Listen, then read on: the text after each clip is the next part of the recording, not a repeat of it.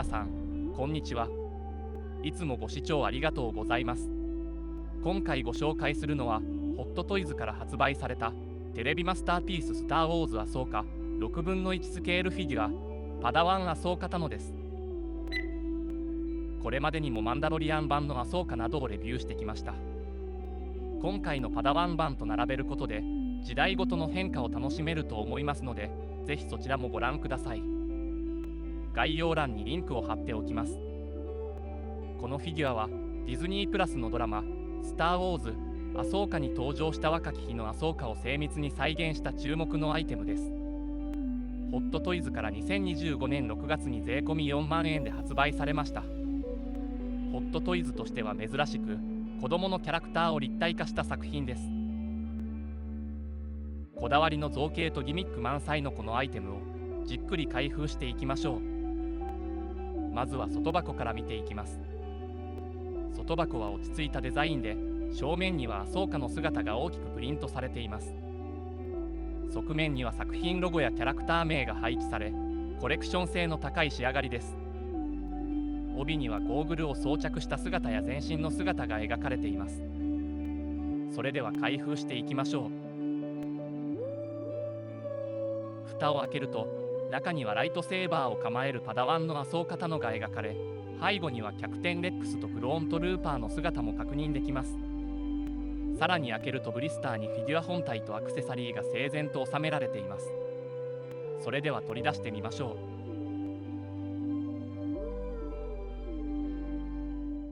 う。まずは全身のシルエットをご覧ください。若き日のアソーカらしさと特徴的な衣装がしっかり再現されています。全体的にはアニメ版クローンウォーズの衣装を踏襲したデザインです。バランスよくシンプルにまとまり、色合いにも統一感があります。細部の再現度にはホットトイズらしいこだわりが感じられます。トグルータの衣装は母性シリの自然環境や群れでの生活様式に根ざしたものです。動きやすさや自然との調和を重視する文化的背景があり、軽やかな装いが多く見られます。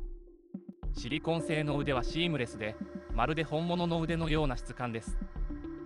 顔の造形は非常に精巧で、今にも話し出しそうな仕上がりです。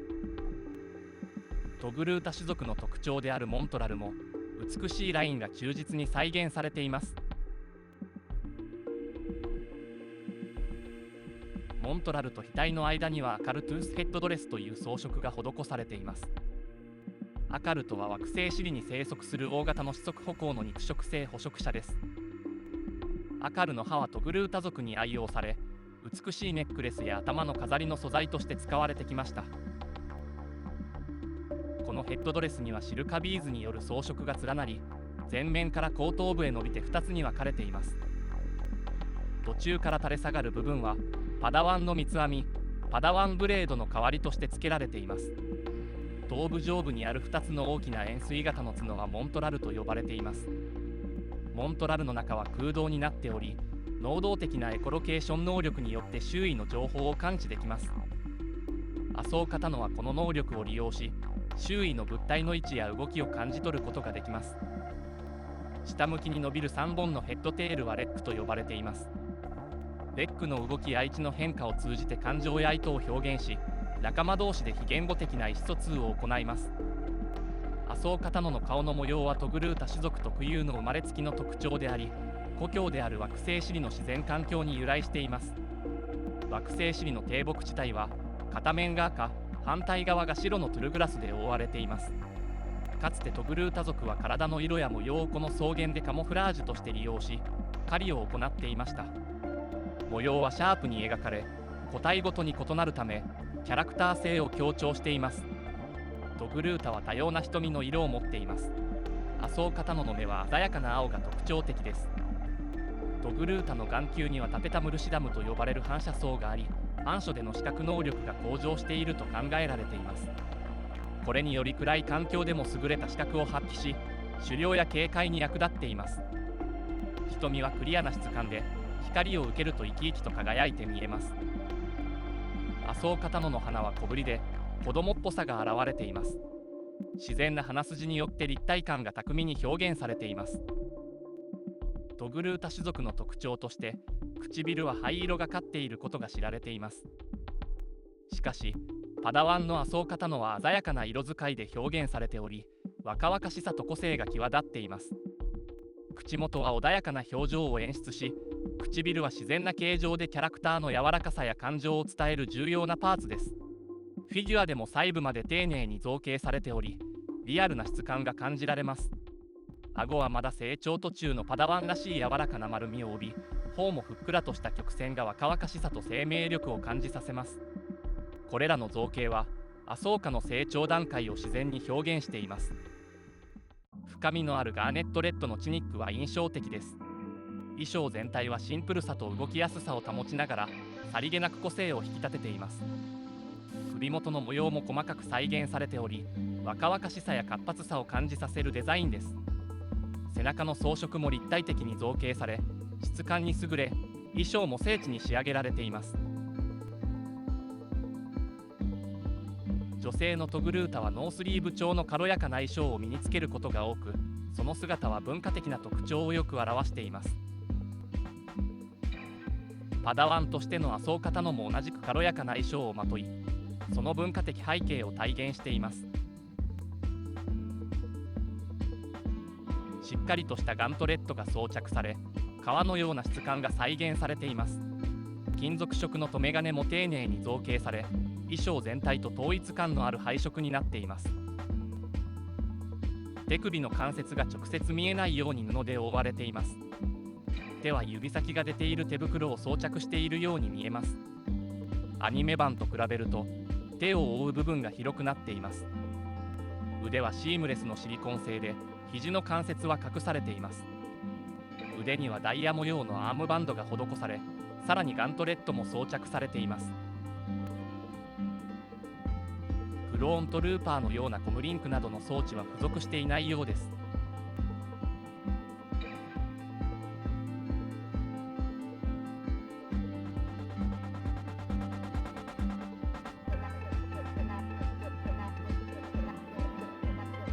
右手にも指先の出た装備が再現されています。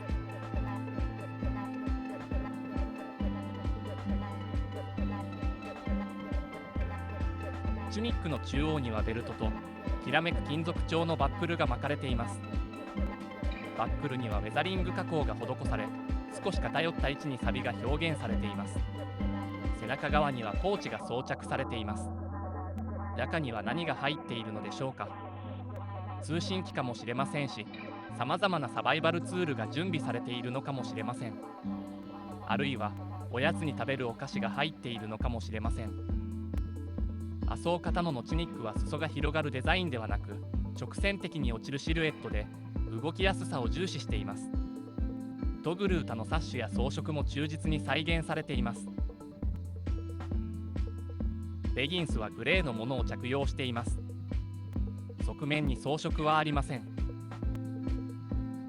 伸縮性があり、シームレスな見た目が再現されています。ブーツはシャフトとバンプが分かれているようで、色合いもわずかに異なります。シンプルなデザインながら仕上がりは非常に美しいです。バックルは暗いメタリックゴールドで鈍く光っています。近くで見るとバンプ部分には装飾的なステッチが施され、シンプルなシルエットに表情を与えています。ヒールはそれほど高くなく、後ろにもステッチが入っています。アソーカタノのブーツはバンクとシャフトが分かれた構造に見えます。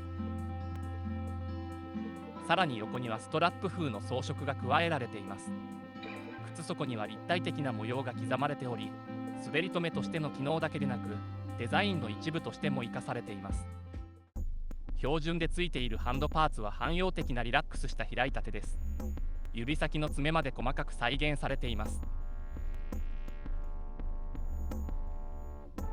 左手には握り拳のパーツが付属しており、力強さを象徴する造形でキャラクターの戦闘的な印象を際立たせています。指の関節や拳の丸みまで丁寧に造形されており、単なる差し替えパーツにとどまらず、ポージングの幅を大きく広げる要素となっています。右手には開いた手が付属しています。フォースを使っている演出に活用できそうです。ライトセーバーを持つためのハンドパーツが付属しています。しっかりとライトセーバーを持たせることができます。ライトセーバーの中央には金色のスイッチが造形され、非常に精緻なディテールが施されています。左右どちらの手にも持たせることが可能です。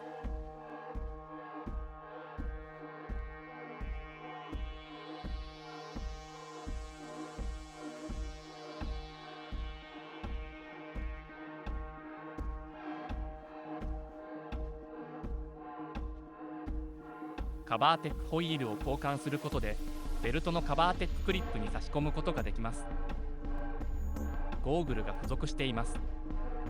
クリアパーツでゴーグルがリアルに再現されています。顔にはめ込むように取り付けます。うっすらとクリアパーツの奥に目が見えるのもポイントです。初期のアソーカは額にゴーグルをかけており、戦場での実用性以上に若き探検者としてのキャラクター性を象徴するアクセサリーでした。ただし、ドラマアソーカに登場するパダワン機のアソーカタノにはゴーグルを装着するシーンは描かれていません。LED ライトアップ機能付きライトセーバーについて解説します。ライトアップのためのケーブルが下の方から出ています。丸まって収納されているので伸ばします。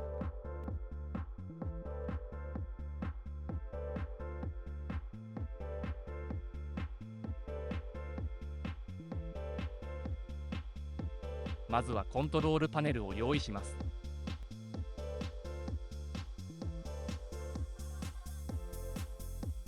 コントロールパネルをフィギュアに取り付けるためのクリップが付属しています。コントロールパネルにクリップをつけてからだとフィギュアに装着しづらいため、先にクリップを取り付けます。ベルトにクリップを差し込みます。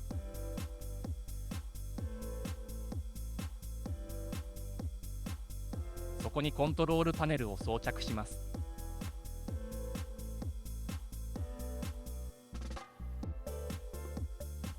上部にある差し込み口にライトセーバーのケーブルを接続します。USB をコントロールパネルに差し込みます。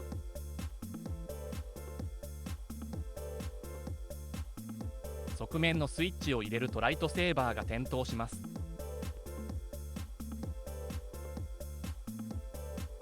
後陣パーツを取り付ければ完成です。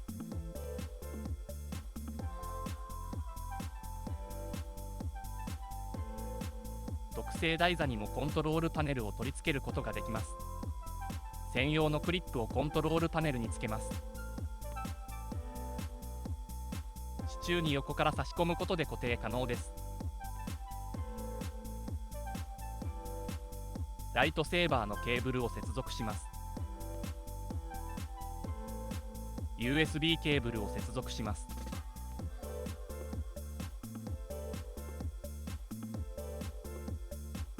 スイッチを入れることでライトセーバーが点灯します。後陣パーツを取り付ければ完成です。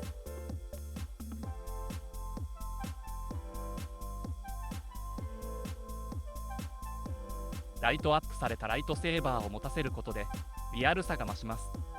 パダワン時代のアソーカタノにこのギミックを組み合わせると、彼女の若さと闘志が一層際立ちます。小柄な体格に対して鮮烈に光る後陣は、未熟ながらも果敢に戦場へ飛び込む姿を象徴し、キャラクターの魅力を強調します。輝きが加わることで、見慣れたアソーカの姿が立体的に再現され、見る者に本当にそこにいるかのような臨場感を与えてくれます。次に眼球可動ギミックについて説明します。まずは頭部を取り外します。すると首の接続部分から内部を見ることができます。そこには眼球を稼働させるためのコントロールキーが確認できます。専用ツールを使うことで視線を自在に動かすことが可能です。眼球可動ギミックを使って横に視線を送ると、挑戦的で生意気な雰囲気が生まれます。まさにアナキンが若き日のアソーカをスニップスと呼んでいたエピソードを思わせる瞬間です。正面を見据えた時には力強さが際立ちます。こうした細やかな調整によって同じ顔造形でも印象が大きく変わり、フィギュアが生き生きとした臨場感を放つのがこのギミックの魅力です。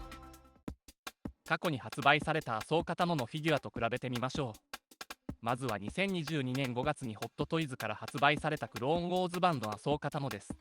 アニメ版の姿を忠実に再現した6分の1スケールフィギュアで、今回のパダワン版より少し成長した頃の姿を表しています。そのため身長もモントラルもレッグも大きく長くなっています。コスチュームもシーズン7の第9話からの大きく変化した姿をしています。ライトセーバーも二刀流スタイルになっています。ホットトイズのアニメ版アソーカタノは収録時点ではこの1点のみです。次は2023年4月にホットトイズから発売されたマンダロリアン版のアソーカタノです。実写で描かれる成熟した戦士アソーカをリアルに再現しています。顔も大人になっているためパダワン期の顔とは全く異なります。衣装も大きく異なりますが、ノースリーブであることや目立つベルトをしている点など共通する要素も見られます。続いて2025年5月にホットトイズから発売されたアソーカ版のアソーカタノです。こちらも実写版のアソーカタノをリアルに再現しています。さらに衣装も変更になり、白を基調としたローブが印象的です。レッグもさらに長く成長しています。落ち着いた戦士としての存在感が際立っています。最後に2023年9月にサイドショーから発売されたクローンウォーズ版のアソーカタノです。こちらはアニメ版のアソーカタノを再現しています。ホットトイズのパダワン版と同じ衣装に見えますが、細部に違いがあります。腕だけでなく足にもダイヤの模様が施されています。サイドショー版は背中が大きく開いたデザインになっています。このような衣装はトグルータの特徴でもあります。いかがでしたでしょうか。若き日の彼女をここまで精緻に立体化したアイテムは非常に貴重で、他の時代のアソーカと並べることで彼女の成長の物語をコレクションとして楽しむことができます。ぜひ皆さんも手に取ってその魅力を感じていただければ幸いです。注意点として、長期間飾る場合には衣装のガーネットレッドがレッグの下部に色移りする可能性がありますのでご留意ください。アソーカタノの魅力が伝わったと感じていただけた方はチャンネル登録や高評価をよろしくお願いいたします。リクエストやコメントもぜひお寄せください。最後までご視聴いただきありがとうございました。フォースと共にあらんことを。